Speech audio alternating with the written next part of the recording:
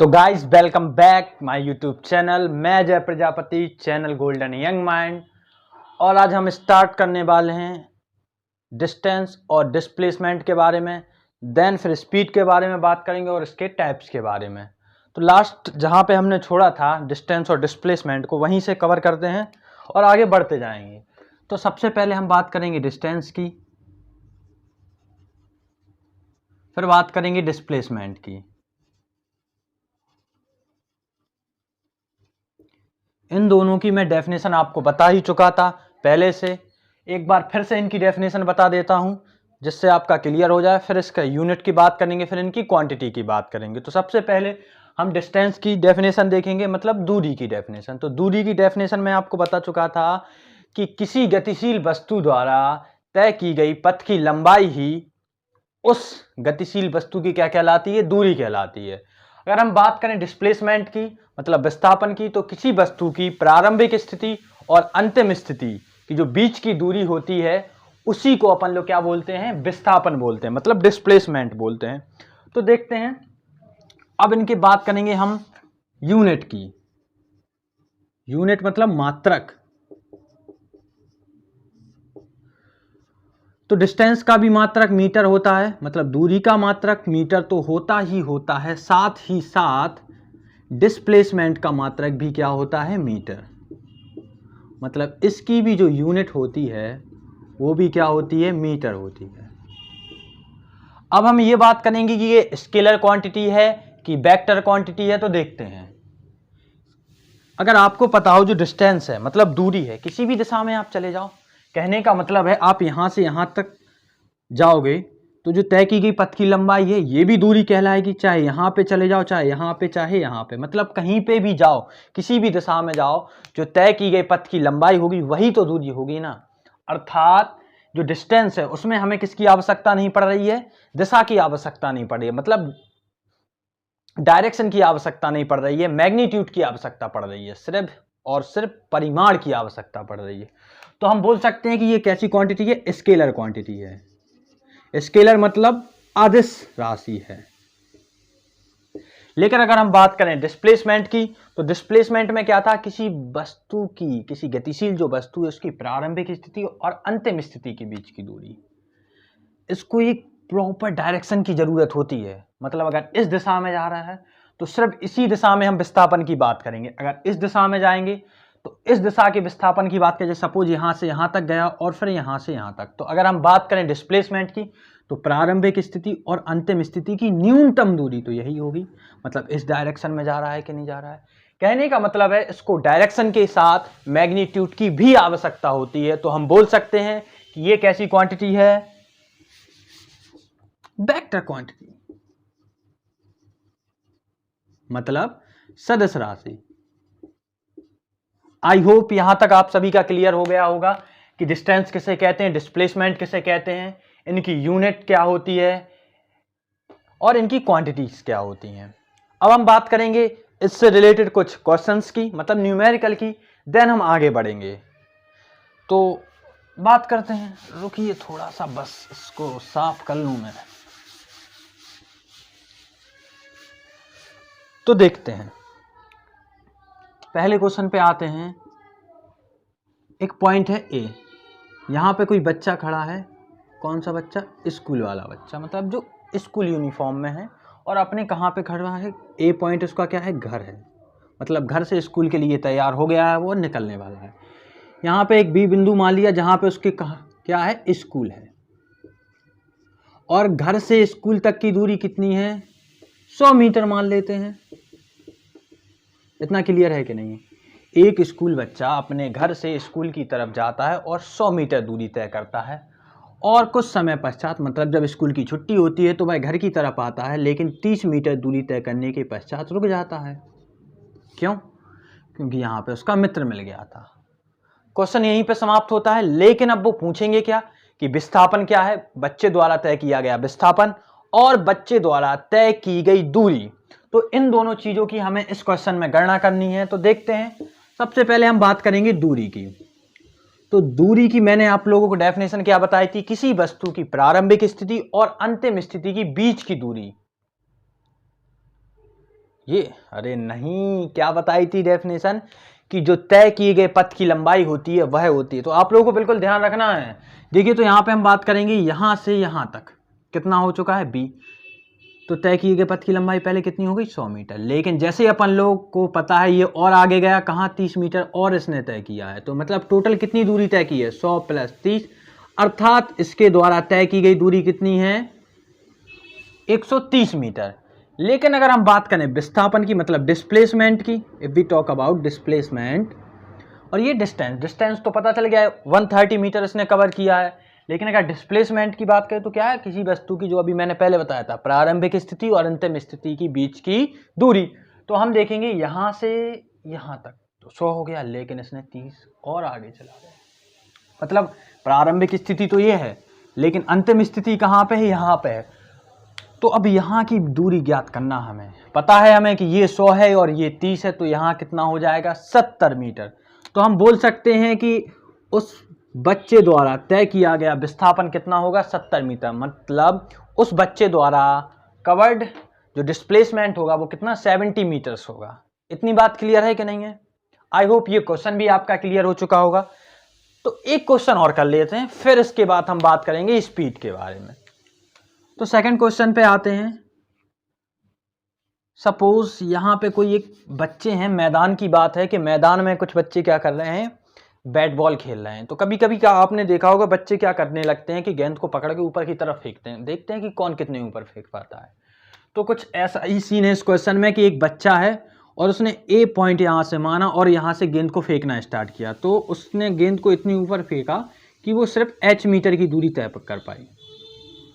ठीक है, h metre की दूरी तय की और वो पुनः क्या हो गई है, वापस उसी बिंदु पे आ पहुंची है। अपना सवाल खत्म होता है और वो कहते हैं कि आप लोगों को क्या विस्थापन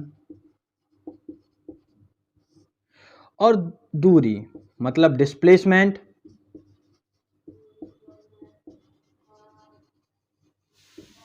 और डिस्टेंस कवर करना है आपको कि कितना डिस्टेंस है और कितना डिस्प्लेसमेंट इसके द्वारा कवर किया गया है। तो अगर हम देखें विस्थापन और दूरी, तो विस्थापन में क्या होता था, किसी वस्तु की प्रारंभिक स्थिति और अंतिम स्थिति के बीच की जो दूरी होती है उसी को हम क्या बोलते हैं, विस्थापन। तो अगर यहाँ पे देखा जाए उसका ए पॉइंट भी यहीं पे और बी पॉइंट, मतलब कहने का मतलब यहाँ से उसने स्टार्ट किया था बॉल ने चलना और ऊपर की तरफ गई, पुनः यहाँ पे आ गई। मतलब स्टार्टिंग पॉइंट भी यही है और एंडिंग पॉइंट भी यही है। तो हम बोल सकते हैं इसके द्वारा कवर्ड की गई डिस्टेंस कितनी है, 0। तो आप बता सकते हो कि विस्थापन तो 0 है, मतलब 0 मीटर। लेकिन दूरी अगर पूछी जाए आपसे तो h उसने जाते समय तय की और h आते समय तय की। तो हम क्या बोल सकते हैं कि उसके द्वारा कवर्ड जो डिस्टेंस है वो कितनी है, h प्लस h, मतलब 2h। यहां तक आपका क्लियर है? तो जो लास्ट टॉपिक था आपका डिस्टेंस और डिस्प्लेसमेंट में, जब मैंने लास्ट लेक्चर लिया था तो उसमें क्या सर मैंने डेफिनेशन बता पाया था, लेकिन आज मैंने उससे रिलेटेड न्यूमेरिकल भी आपको करवा दिए हैं, यूनिट भी बताई है, स्केलर क्वांटिटी और वेक्टर क्वांटिटीज भी बताई है। अब हम आगे बढ़ते हैं और हम बात करने वाले हैं स्पीड की। स्पीड मतलब चाल, गति, या फिर बोल सकते हैं दूरी तय करने की दर।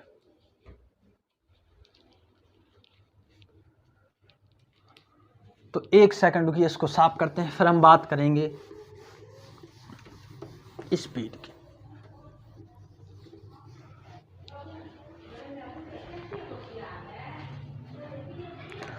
तो आज हम बात करने वाले हैं अब स्पीड की। स्पीड मतलब चाल, जिसको आज जिस चीज को जो आपने देखा है स्पीड या चाल, आज से नहीं बहुत पहले से पढ़ते आ रहे, क्लास 6, 7, 8, 9 सब में ही पढ़ा होगा आपने। तो देखो इसकी डेफिनेशन समझने से पहले अपन लोग किसकी बात करेंगे, इसके फॉर्मूले की बात करेंगे, फिर हम डेफिनेशन पे आएंगे, फिर इसकी यूनिट देखेंगे, फिर क्वांटिटीज देखेंगे, देन इसके टाइप देखेंगे, और एट लास्ट हम इससे रिलेटेड कुछ न्यूमेरिकल करने वाले हैं। तो देखते हैं इसकी डेफिनेशन किससे, इसके फॉर्मूले से। तो सबको पता है चाल बराबर क्या होता है, दूरी बटे समय, मतलब speed equal distance upon time. इतनी बात क्लियर है कि नहीं? ये फॉर्मूला सभी ने पढ़ा होगा, इसके बारे में मुझे ज़्यादा कुछ बताने की आप लोगों को ज़रूरत है नहीं। अगर यहाँ पे देखो इफ़ हम क्या करें, समय को एक कर दें, एक इकाई, मतलब टाइम जो है उसको 1 यूनिट कर दें, तो क्या होगा, चाल किसके बराबर हो जाएगी? दूरी के बराबर हो जाएगी कि नहीं हो जाएगी? मतलब जब एक का किसी संख्या में भाग देते हैं तो वही संख्या आती, मतलब अगर एक का भाग 2 में देंगे तो 2 ही तो आएगा ना। तो ऐसे ही अगर एक का भाग दूरी में देंगे तो दूरी आएगी, मतलब स्पीड इक्वल किसके हो जाएगा? डिस्टेंस के। तो हम लोग क्या बोल सकते हैं, if any movable thing covered a distance per unit time is called speed. कहने का मतलब ये है कि यदि कोई गतिशील वस्तु, क्या, यदि कोई गतिशील वस्तु एकांक समय में, यदि कोई गतिशील वस्तु एकांक समय में जितनी दूरी तय करती है वही उस वस्तु की क्या कहलाती है? चाल कहलाती है। आई होप आपको समझ में आ गया होगा कि चाल होता क्या है, स्पीड होता क्या है। क्लियर है कि नहीं आप सभी का? बिल्कुल होगा क्लियर। तो अब हम इसके बात करेंगे यूनिट की, मतलब मात्रक देखेंगे।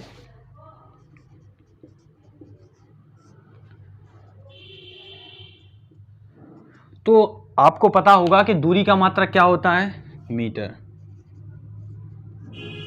और समय का मात्रक क्या होता है? सेकंड। मतलब जो यूनिट है डिस्टेंस की क्या है? मीटर। समय की क्या है? सेकंड। तो हम बोल सकते हैं कि इसका मात्रक क्या होगा? मीटर पर सेकंड, मीटर पर सेकंड। इतनी बात क्लियर है कि नहीं है? लेकिन अगर हम बात करें राशि, मतलब ये कौन सी राशि है? सदिश राशि है कि अदिश राशि है, मतलब कौन सी क्वांटिटी है? तो राशि देखेंगे हम लोग, दूरी और समय। अगर आपको पता हो जो दूरी होती है वो कैसी राशि है? एक अदिश राशि है, मतलब इसको दिशा की जरूरत है नहीं। हम बात कर लें समय की, तो समय का तो दिशा से कोई लेना देना है ही नहीं।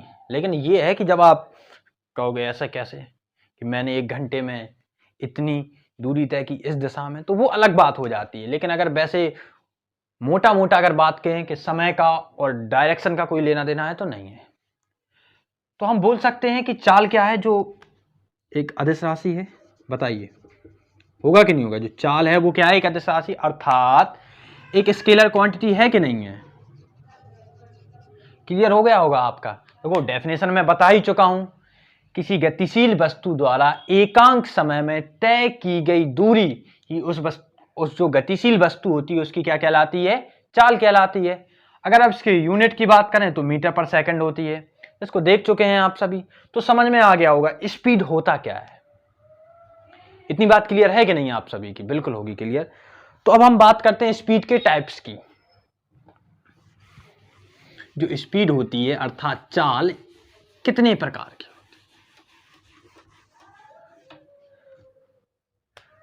तो अब हम बात करेंगे चाल के प्रकार की, मतलब टाइप्स ऑफ चाल। तो देखते हैं,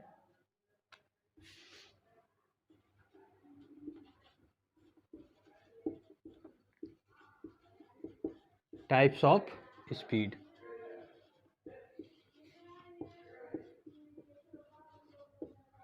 अगर इनके बारे में मैं आपको बताऊं तो मुख्यतः ये 3 प्रकार के होते हैं। मतलब 3 प्रकार हैं भाई, इसमें मतलब क्या है? एक समान चाल, असमान चाल और औसत चाल।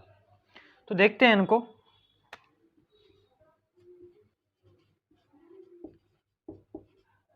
एक समान चाल मतलब यूनिफॉर्म स्पीड। दूसरा असमान चाल मतलब non uniform speed.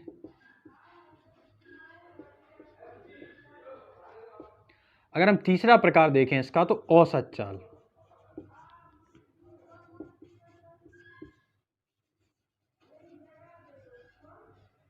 Average speed. तो ये 3 इसके मुख्यतः प्रकार है, मतलब एक समान चाल, असमान चाल और औसत चाल, यूनिफॉर्म, नॉन यूनिफॉर्म और एवरेज। अब हम देखेंगे एक एग्जाम्पल और उसकी सहायता से इन सभी को समझेंगे। सपोज ये रोड है एक, अब कहना रोड, अरे भाई रोड ही है। और यहाँ पे एक कोई वस्तु रखी है, कैसी गतिशील वस्तु रखी है, ठीक है, और हमने उसको पहले 1 घंटे में देखा, मतलब उसको मेजर करना स्टार्ट किया, उसको देखना स्टार्ट किया, तो 1 घंटे तक देखा और उसने 1 घंटे में 30 किलोमीटर दूरी तय कर ली है। फिर हमने 1 घंटा और देखा तो उसने पुनः 30 किलोमीटर दूरी तय की थी, और 1 घंटा पुनः देखा, मतलब एक घंटा गुजरता जाए, तीसरे घंटे में देखा तो उसने पुनः 30 किलोमीटर दूरी तय की। कहने का मतलब देखो समान समय लग रहा है, और जो चालें हो रही, सॉरी कहने जो दूरियां हैं वो भी क्या है, एक जैसी हैं। देखो 30 30 30, अगर इसकी स्पीड निकाली जाए तो स्पीड कितनी हो जाएगी, 30 किलोमीटर पर आवर होगी कि नहीं होगी। इसकी भी स्पीड 30 किलोमीटर पर आवर होगी और इसकी भी स्पीड कितनी होगी, 30 किलोमीटर पर आवर। कहने का मतलब है यहाँ पे भी स्पीड सेम है, यहाँ सब जगह सेम है। अगर ऐसा ही देखते जाएं तो ऐसा ही होता रहेगा। तो अब इससे कंक्लूजन क्या निकालें, निष्कर्ष क्या निकालें, तो इससे निष्कर्ष निकलेगा कि यदि कोई गतिशील वस्तु, क्या यदि कोई गतिशील वस्तु समान समय, यदि कोई गतिशील वस्तु समान समय में समान दूरियां तय करती है, कहने का मतलब उसकी चाल कैसी है, एक जैसी है।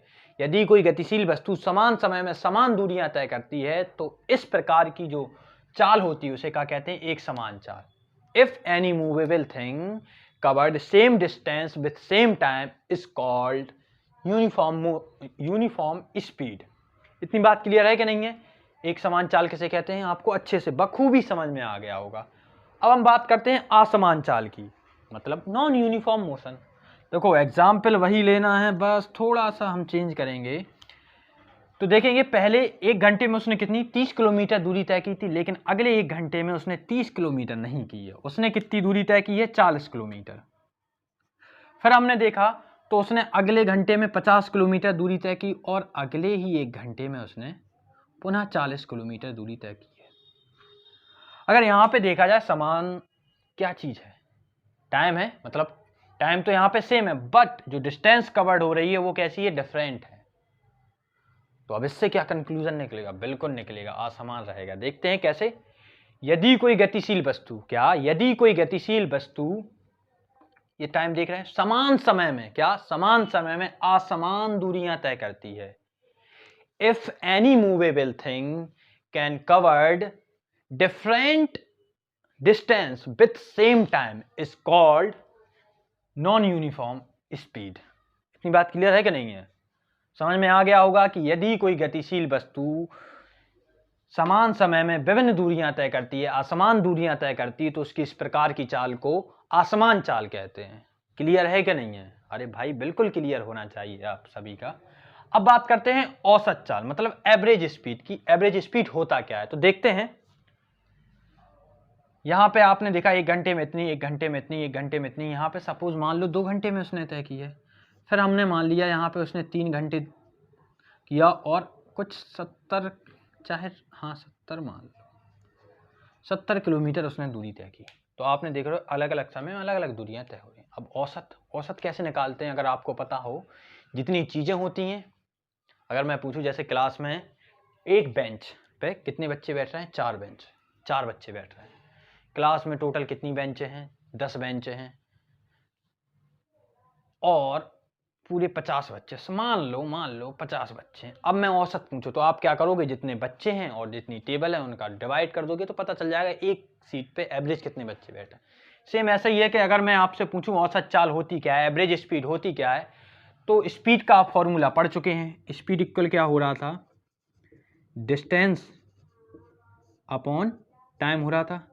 बस इसमें थोड़ा सा चेंज करना है आपको, टोटल कवर्ड या फिर टोटल डिस्टेंस लिख लो, add of total distance and add of total time. अब इसको एग्जाम्पल के थ्रू समझेंगे, बहुत अच्छे समझ में आएगा। मतलब जितनी भी देखो इसने दूरियां तय की हैं और जितना समय तय किया है, उन दोनों को जोड़ दिया जाए, मतलब कुल समय और कुल दूरियों का अगर दो जोड़ दिया जाए और उनका भाग किया जाए तो क्या आता है, औसत चाल। मतलब किसी गतिशील वस्तु द्वारा तय की गई विभिन्न दूरियों का योग और उनमें लगा समय का योग का जो अनुपात होता है उसी को हम क्या कहते हैं, औसत चाल। मतलब any movable thing can covered different distance with different time, और व्हेन वी ऐड, मतलब या फिर ऐसा बोल सकते हैं fraction of total distance and total time is called speed. कौन सी स्पीड? Average speed. सीधा ऐसे बोल सकते हैं, ज्यादा आपको लंबा चौड़ा लिखने की जरूरत नहीं है, सीधा बोलिए fraction of total distance and total time is called average speed. समझ में आपको आ गया होगा। देखते हैं कैसे। यहाँ पे अगर हम निकालें तो 30, 40, 50, 40 और 70, मतलब 40, 40, 80 हो गए 90, 80 प्लस 90 प्लस 70, यहाँ पे 3, 2, 5, 6, 7, 8 निकला है। मतलब इसी को अगर ऐड कर लें तो कितना हो जाएगा, देखिए इसको 1 दे दिया जाए तो 8, 16, 8, 30, 24 भागे 8 मतलब 30 किलोमीटर पर आवर। तो किलोमीटर प्रति घंटा में था कि किलोमीटर पर घंटा, तो सॉरी 240 हो जाएगा। तब 30 किलोमीटर पर घंटा आपकी क्या आ जाएगी, एवरेज स्पीड आ गई। आई होप आपको तीनों चीजें समझ में आ गई होंगी। यूनिफॉर्म मोशन किसे कहते हैं, नॉन यूनिफॉर्म मोशन किसे कहते हैं, एवरेज स्पीड किसे कहते हैं। अब कुछ इससे रिलेटेड 1-2 न्यूमेरिकल लगा लेते हैं और बाद में बात करेंगे फिर बाकी चीजों की।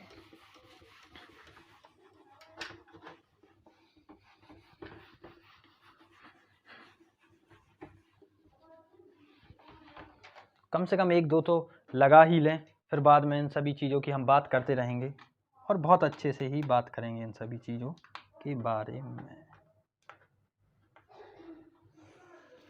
देखते हैं तो कुछ देखते हैं उसमें। देखो क्वेश्चन क्या है, एक व्यक्ति है वो अपने घर से ऑफिस पहुंचने में 20 मिनट का समय लेता है। मिनट का समय लेता है, 20 मिनट दिया है उसको, समय दे दिया गया है, और ऑफिस से घर तक की दूरी, ऑफिस से घर पहुंचने में 20 मिनट लगता है और दूरी कितनी है, 4 किलोमीटर। अब वो पूछ रहा है स्पीड क्या है उसकी। देखो समय हमें दिया गया है और क्या दूरी दी गई है, और हमसे पूछा क्या गया है, चाल पूछी है। तो चाल बराबर क्या होता है, दूरी बटे समय। लेकिन देखो एक ही चीज में होना चाहिए, या तो देखो मात्रा कैसे लेते हैं, मीटर पर सेकंड में लेते हैं, या तो किलोमीटर पर घंटा में लेते हैं। तो आपने देखा होगा ये ना, तो अगर किलोमीटर में लें तो इसको घंटे में चेंज करना होगा। तो घंटे में कैसे चेंज करेंगे, 20, एक घंटे में कितने मिनट होते हैं, 60। तो इसको काट देंगे तो कितना आ जाएगा, 1/3 आर, मतलब 1/3 घंटे आ जाएंगे कि नहीं आ जाएंगे। तो चाल बराबर क्या होता है, दूरी बटे समय, मतलब डिस्टेंस अपॉन टाइम, और रख दीजिए इसकी वैल्यू। डिस्टेंस कितनी है, 4 किलोमीटर, टाइम कितना है, 1/3 आर। तो इसके नीचे हम 1 मानेंगे और पास पास वाले का मल्टीप्लाई करते हैं और दूर दूर वाले का।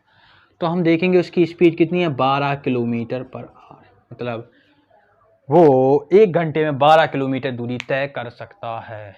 समझ में आपको आ गया होगा क्वेश्चन कि नहीं आया? अरे भाई आ गया होगा, बिल्कुल आ गया होगा। एक और क्वेश्चन देखते हैं और फिर यहीं पे अपना लेक्चर समाप्त करेंगे। तो यदि कोई कार प्रथम 30 किलोमीटर की दूरी 40 किलोमीटर प्रति घंटा की चाल से चलती है, कार है वो 30 किलोमीटर की दूरी, मतलब फर्स्ट डिस्टेंस कितनी है, 30 किलोमीटर की डिस्टेंस, उसकी स्पीड कितनी बता रहा है, वो 40 किलोमीटर पर आवर की स्पीड से तय करती है। ठीक है, अब दूसरी बात करें तो वो कह रहा है अगली 20 किलोमीटर की दूरी 20 किलोमीटर प्रति घंटा की रफ्तार से तय करती है।